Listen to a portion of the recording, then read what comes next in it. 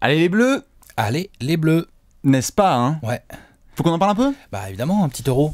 Ça se discute. Oui, il fallait qu'on en discute d'ailleurs, hein, de cet euro qui commence là ce jeudi. Ouais, commence demain. Oui, tranquillou. Donc du coup, on s'installe et on vous fait la bise. Ça faisait longtemps qu'on s'était pas fait une petite vidéo ici, hein, avec Ouais, les 11, c'est clair. etc.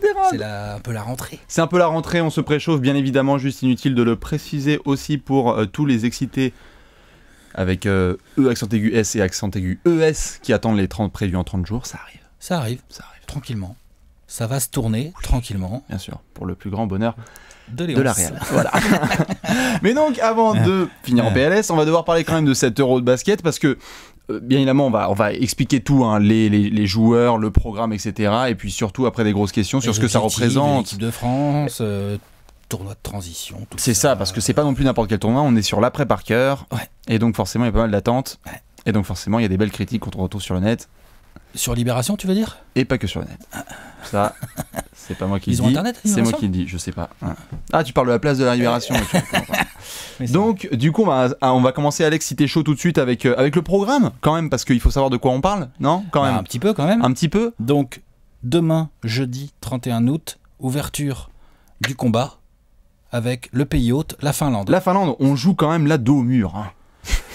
Face à une armée de Finlandais, les couteaux aiguisés. Lauri Markkanen, en tête de gondole de la Finlande. Dédicace aux Bulls, qui a été drafté en effet. Donc Numéro ça, c'est quand même... 7. Oui. 7ème de draft. Hein. Exactement, porte-bonheur. Non mais pour le coup, ça va être cool. De commencer un peu dans une ambiance hostile, ça nous prépare. Oui, et puis après, on va parler du groupe, mais d'une manière générale, ce groupe est complètement à la portée de cette équipe de France, même si elle a ses avantages et ses inconvénients, cette équipe de France, on va en parler, mais la Finlande... Normalement, c'est géré, sauf si on fait une à la française, on la connaît. Historiquement, Hein, ils genre... nous font souvent chier, oui, et puis mais historiquement, on les bat quand même. On peut faire une EDF, hein, tu sais, on se ramène et puis on les prend de haut et puis on prend plus 15. Avec ça, cette équipe-là, ça m'étonnerait. On verra. Dans tous les cas, ce sera le premier match. Ensuite, on a quelques jours de repos puisque après on joue le samedi. Ouais, le samedi, la Grèce. C'est ça. Et là, on joue la Grèce et là, attention au verrou. Hein.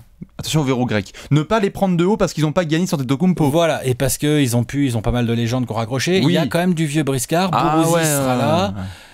Calates sera là. Oui, et puis piqué dans leur ego. Printesis sera là. Oui, bien sûr.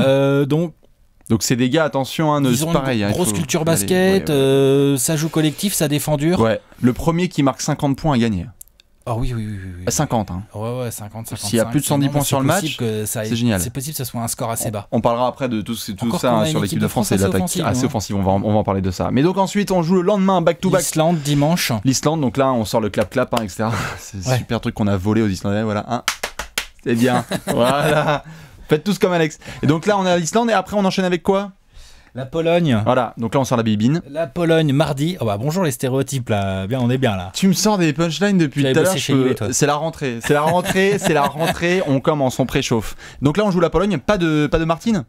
Elle est pas là Martine. Non. Gortat. Non, Martine. Ouais, elle est pas là mais il y a quand même du bon joueur. Oui, voilà. Mais pour mais ils ont des bons joueurs hein. Ils ont des bons joueurs et c'est typiquement le genre de match, tu vois, ça va être notre 4e match. Fatigue un peu, t'auras enchaîné.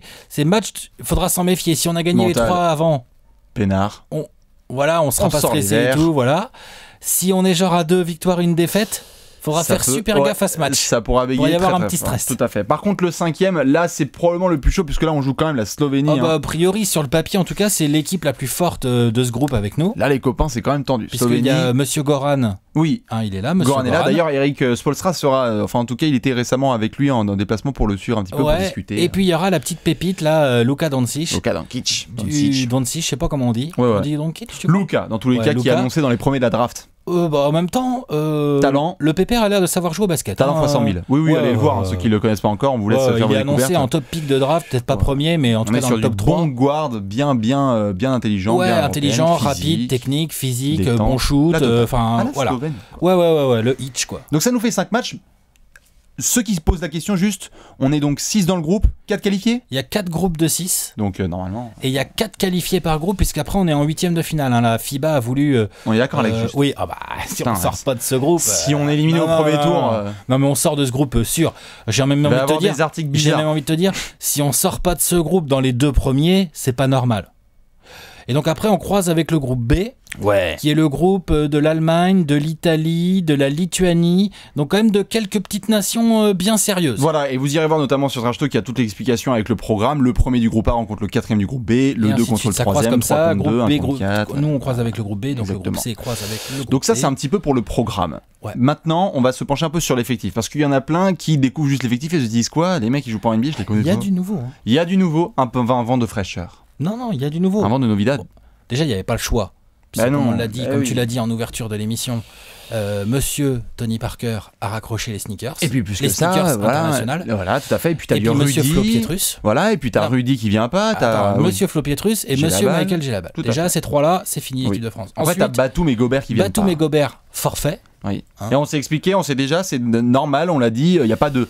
Non, parce que ça a clashé aussi, il faut qu'on en parle ça Il très n'y a pas de rapidement. scandale là-dessus. Pas de scandale, les mecs jouent ça depuis fait 3 toujours étés de chier suite. de vas-y, ne c'est pas bon. voir les mecs en équipe de France, mais en même temps, à un moment donné. On a déjà sorti des cartouches sur d'autres, mais sur ceux-là, moi Et je suis puis, pas chaud. il faut voir les avantages des inconvénients d'une situation. C'est-à-dire que là, on a Batum et Gobert qui sont clairement, probablement peut-être avec De Colo et Fournier, mais c'est nos deux meilleurs Non, joueurs. c'est Enfin, faire de tu vois, l'ange, voilà. bien sûr. En plus, en défense, pour le coup, c'est nos deux meilleurs Oui, défenseurs. non, c'est clair. Là, pour le coup, enfin, Non, c'est clair. je sais qu'il y en a qui vont me saouler sur Batum, mais désolé, Batum, franchement, il défend grave. Bah, Et puis Gobert, je crois qu'il n'y a même pas de discussion possible.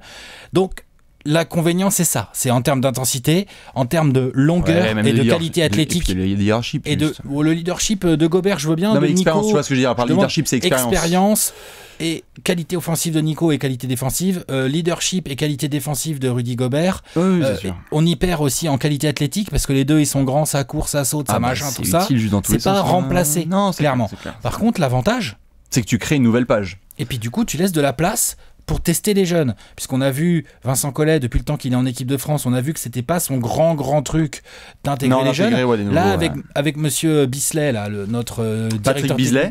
notre DTN, directeur Oui. technique national, on a vu qu'ils ont fait passer le message, genre, on va tester les jeunes, on va les intégrer et tout.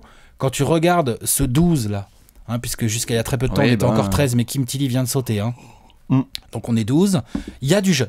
Il y a du jeune et surtout, il y a du nouveau. Il y a combien de mecs là qui n'ont jamais fait une sélection en bleu encore là Il y en a des nouveaux, on va faire l'effectif complet, mais c'est vrai qu'il y en a quelques-uns Il y en a quelques-uns, qui vont faire leur premier pas, et Il y c'est en a, assez il y cool. a du dépucelage là. C'est du neuf. Après, on aurait bien aimé en effet voir Timothée Luwawu qui ne pourra pas être là, malheureusement. Malheureusement. Mais on fait par poste. Ouais, allons-y. Chez les meneurs, on a donc sûr et certain Thomas Hurtel, Titulaire. voilà, qui devrait faire le taf, qui était là sur la prépa, qui a fait le Normal, taf, bien c'est sûr. normal. Oui. Le mec est là, il était là derrière Tony, il a assuré comme une bête au mondial 2014 en Ouais, le titulaire shoot sans de ton Tony. short, non, c'est clair. Enfin, voilà, Et d'ailleurs, normal. on a Léo Westerman, Léo Westerman, qui est utile en défense, qui fait la pression tout terrain, très qui est bien comme il pratique. faut. Donc c'est un meneur, hein, Léo Westerman pour Ouais. moi en tout cas. Après, Ouais. voilà. Mais il est grand, il est long Oui, oui. et donc il peut largement Non, faire le jouer taf, poste oui, 2, sur les défendre externes, sur oui, des oui, deux bien sûr, bien sûr. sans problème. En backup, c'est solide. Moi j'aime bien. Après, sur le poste d'arrière, bon, parce que certes, il y a tous ceux qui vont dire, ah, vous avez oublié Antoine Dio. Non, on n'a Non. pas oublié Antoine Dio, c'est juste qu'on le met dans la Mais catégorie plus arrière, mais c'est on vrai va que c'est mettre- un combo. Oui, hein. voilà. Et il sera donc derrière Nando De Colo, qui est donc Nando, juste Ah, Nando intouchable. le King Nando intouchable. sur la prépa qui a été ouf. C'est clairement notre joueur le plus épanoui dans son club. Ouais.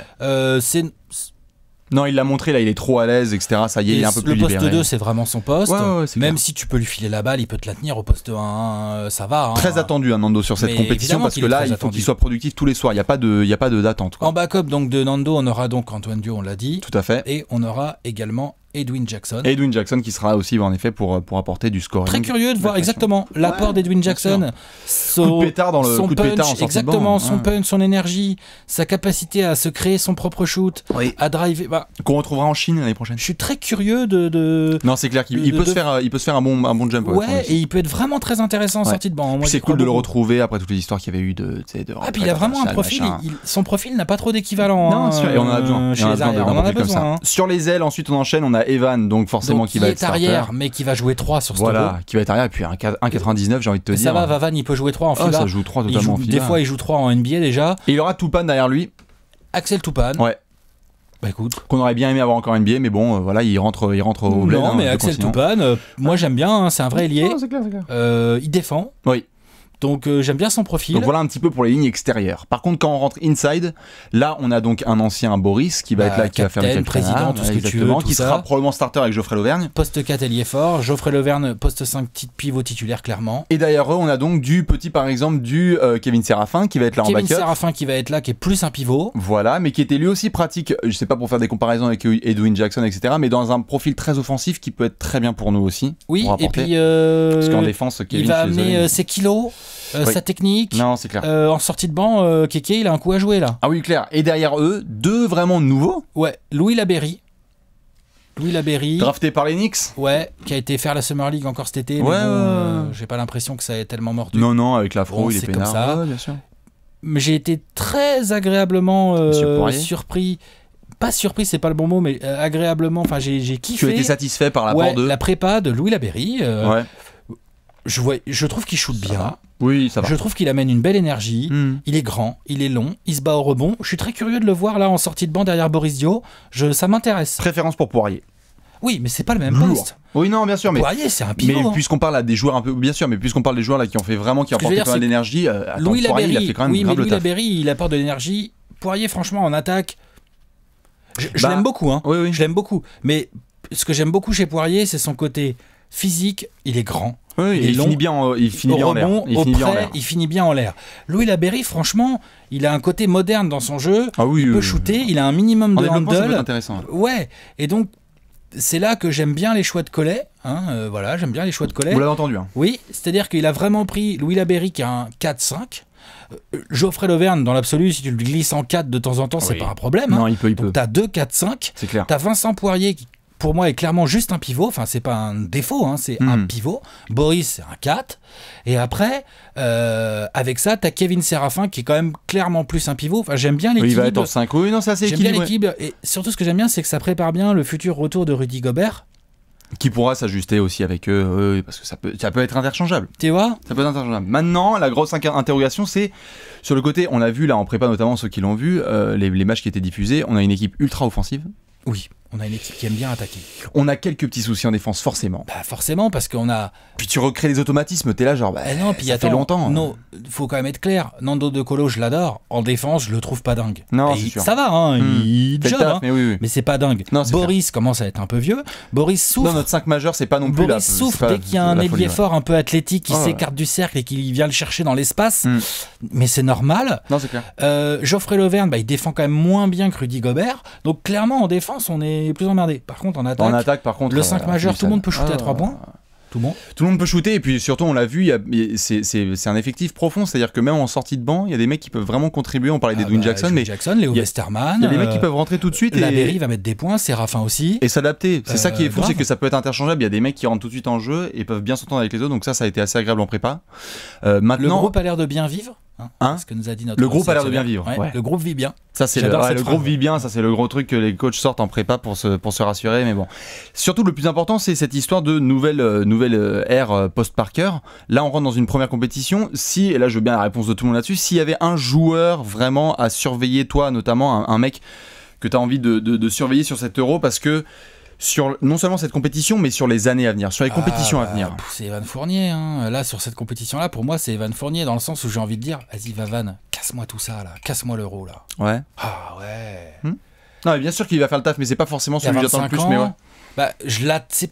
J'attends le plus, c'est pas le bon terme. C'est un joueur qui t'attend le plus, justement. Qui t'attend le plus dans le groupe? Clairement, en termes de leadership pur, pour entre guillemets prendre la suite de Tony. Qui t'attend juste le plus, genre le match commence. C'est Nando. Nando. Bah ouais, c'est lui qui est censé être le nouveau leader. En tout cas, au moins technique de cette équipe. Ouais. Après, il a des bons gars techniques autour de lui. Je veux dire, Thomas Hurtel, il joue au basket, techniquement. Evan Fournier, c'est pareil. Boris, on va plus raconter. Tu vois, voilà, même Edwin Jackson et Westerman en sortie de banc, les mecs, ça tripote la baballe. Mais non, mais c'est Nando. C'est Nando que j'attends. C'est que je te parle dans la continuité de Tony. Oui. Pour aux 8 derniers mois, aux 10 derniers mois et les prochains. Et tout. Pour moi, c'est un rôle que Nando doit endosser. Pour préparer 2019, 2020, etc. Et en termes de niveau de jeu et de quelque part taper un coup de poing sur la table, oui, c'est Evan Fournier que j'attends. J'ai envie qu'Evan Fournier casse 7 euros. Oui, quoi. Il sera normalement là pour casser tout et il va faire le scoring comme il faut. Il fasse mal aux défenses, tu vois, comme il a su le faire, comme il sait le faire depuis plusieurs années. Tu t'y attends, mais s'il ne le fait pas, on va être déçu. Oui, bah ça c'est clair. Voilà, c'est ça que je dis. Non, mais il a un peu de pression. Je veux dire, demain, Geoffrey Lauvergne, s'il fait pas un euro de ouf, on va le critiquer, mais on va aussi dire, ok, mais le gars, normalement, c'est plus un remplaçant de Rudy Gobert, tout ça, machin. Evan Fournier, c'est un mec, à terme, on l'attend en titulaire en équipe de France. Eh bah, figure-toi que moi, c'est Lauvergne, vraiment que j'attends le plus. Parce que, en fait, c'est lié à la suite, pas forcément sur l'EDF, mais parce qu'il a une grosse saison derrière. San Antonio, il va être attendu. Hein. Ah bah, il va jouer. Hein. S'il y a bien un joueur là dans tout l'effectif qui d'ailleurs a une saison NBA où il va être attendu, j'adore Evan, etc. Et tous les mecs, il va être attendu. Il va être attendu, mais c'est pas la même chose. C'est-à-dire qu'en termes de tremplin, tu t'attends pas à ce que Evan mette 25 points de moyenne à Orlando. Non, mais pourquoi pas. Oui, enfin dans un monde rêvé. Mais l'Auvergne, par contre, on en a parlé, on s'est tout le temps foutu de la gueule, par exemple du secteur intérieur des Spurs. Le mec, il va avoir du temps de jeu. Ah bah là, il va avoir du temps de jeu. C'est donc si tu fais un gros euro, d'ailleurs souvent ça se traduit souvent sur Spurs, parce qu'ils aiment bien ça, les joueurs internationaux. Voilà. Les donc joueurs l'Auvergne, tes starters, tu peux avoir un bon temps de jeu. Non, si tu fais un pur euro. Mais d'ailleurs, il a fait une bonne prépa. Il a été un peu blessé, mais après, quand il s'est repris, dans l'ensemble, je le trouve bien à ce poste-là. Ça lui va bien et tout. Il s'entend bien avec Boris. J'ai toute confiance en Geoffrey Lauvergne, moi, personnellement. Balancer dans tous les cas les joueurs un petit peu que vous attendez par-dessus tous les autres. Nous, on fait évidemment, on va pas terminer maintenant, mais on fait juste la bise à ceux qui n'ont pas pu venir. Tout, notamment des bisous pour Timothée Loao, on l'a dit, qui est blessé, et d'autres qui ont été blessés et qui peuvent pas venir. Mais là. Juste pour terminer un petit peu sur la bise à Francky Ntilikina, bien sûr. Il viendra. Qui va venir par la suite. Hein. Là, c'est trop tôt. Il prépare sa première saison NBA, mais il viendra. Et juste sur la compétition complète de pif, si on devait faire un petit peu un pronostic sur l'EDF. Sans forcément avoir le tableau, parce qu'on l'a dit, on n'a pas le croisement après avec mais on sait pas qui on va jouer. Mais on a quand même des favoris, tout ce qui est l'Espagne, etc. L'Espagne est favorite. L'Espagne est favorite, c'est sûr et certain. Désolé, si on se fera sur la route. Voilà. Et puis avec l'autre génération. Et puis les deux Hernan Gomez sont là aussi, je crois. Oui, bien sûr. Non, ils ont ramené tout le monde, l'armada. Les mecs, on croyait être peinards, on disait ça y est, les Gazols sont vieux. Et bim, les Hernan Gomez. Et ils forment toute la suite, ça va être incroyable. Mais pour le coup, si on devait s'attendre là à un résultat à peu près de l'EDF, au moins de pif. Tu veux dire un pronostic ou ce que j'attends au minimum? Oui, un petit peu des deux, quoi. Ce que j'attends au minimum. Ouais. Au minimum, honnêtement. Franchement, faudrait que ça aille en demi, quoi. Oui, bien sûr, ce serait top. Moi, c'est l'objectif, je pense. En dessous, ça va me saouler. Donc une 4ème place et si possible la médaille. Une médaille. Je m'en fous, là, l'équipe, il y a du talent. Je baisse un petit peu mes attentes. Il y a du talent, mais moi je voudrais bien une médaille. Ok, moi aussi, carrément. Mais je te cache pas que je baisse un petit peu mes attentes. J'ai peur que ce soit pour une première, ça soit un petit peu difficile au niveau de. Sur les phases de poule, je pense qu'on va être séduit, mais qu'après j'ai juste un petit peu peur que ça bloque. Les matchs à élimination directe. Après, ça va dépendre des confrontations, mais concrètement, il y a qui est vraiment plus fort que nous sur le papier. Il y a l'Espagne. Oui. Qui est vraiment plus fort que nous? Les Serbes?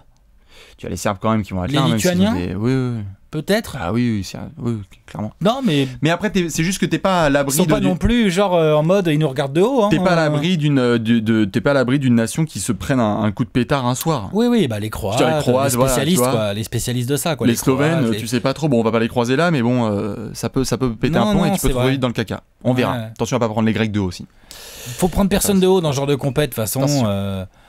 Faut prendre personne de haut, faut jouer tous les matchs à fond et tout. Mais je pense que justement c'est l'avantage de cette équipe, c'est que finalement tous les joueurs ont quelque chose à prouver.